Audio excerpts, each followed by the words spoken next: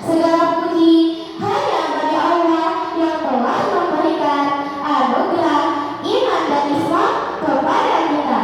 Salawat beriring salam semoga tercurah kepada baginda Rasulullah Sallallahu Alaihi Wasallam, kepada keluarganya, sahabatnya, dan para pengikutnya yang senantiasa berada di atas jalannya hingga akhir zaman.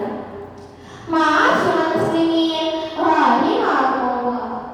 Izinkan saya untuk menyampaikan sebuah ceramah singkat yang bertema Birrul Walidain. Jamaah, siapa yang hidupnya mau sukses? Siapa yang ingin membanggakan kedua orang tua? Mau sekali atau mau banget? Caranya adalah berbakti kepada kedua orang tua. Allah Subhanahu wa Ta'ala telah berfirman dalam surah An-Nisa ayat 36. A'udzu billahi minasy syaithanir rajim. Wa'budullaha wa la tusyriku bihi syai'an wa bil walidaini ihsana.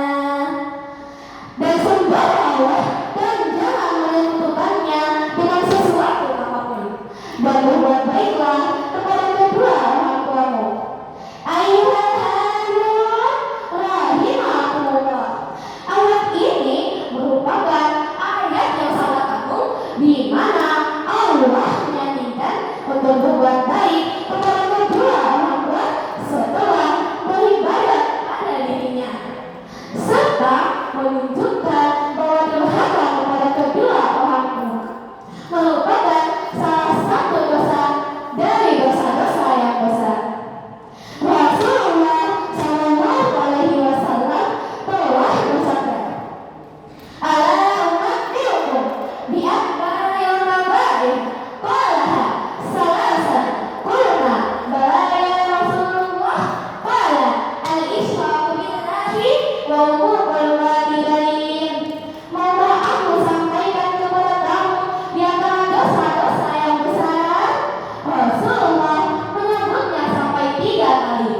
Maka para sahabat menjawab, "Iya ya Rasulullah." Maka beliau bersabda, menyekutukan Allah dan durhaka kepada kedua orang tua. Kaum muslimin rahimakumullah, hanya saja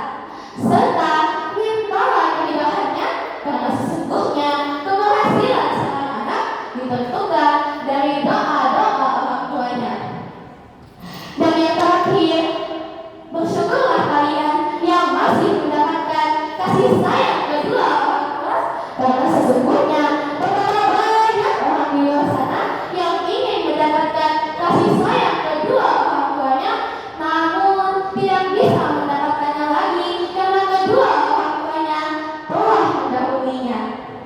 Mungkin ini saja yang sempat saya sampaikan. Kalau ada salah kata, mohon dimaafkan. Wabillahi taufiq wal hidayah, walillah wal inayah. Wassalamualaikum warahmatullahi wabarakatuh.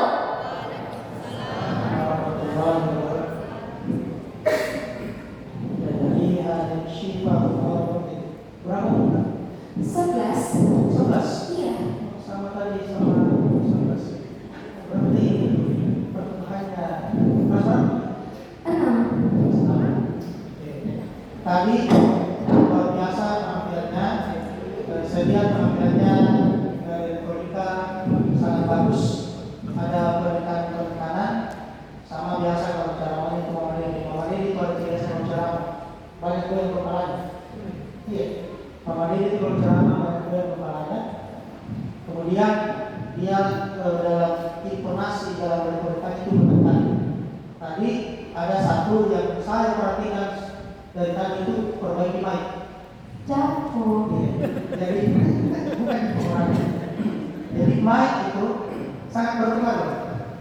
Kalau itu terus dimainkan, otomatis pandangannya orang ke situ juga. Itu tidak jatuh, cuma agak turun sedikit, tetap di suara. Kalau terlalu dekat mic, napas itu terlalu terdengar. Kalau terlalu dekat, apalagi kalau mic gantung seperti ini. Coba lihat di aksi Oscar itu, dia itu pakai mic gantung seperti ini, tapi agak turun sedikit supaya napas dari peserta itu tidak terdengar, tidak terasa dengar. Tadi tidak terdengar, baru kita terasa terdengar karena berhenti.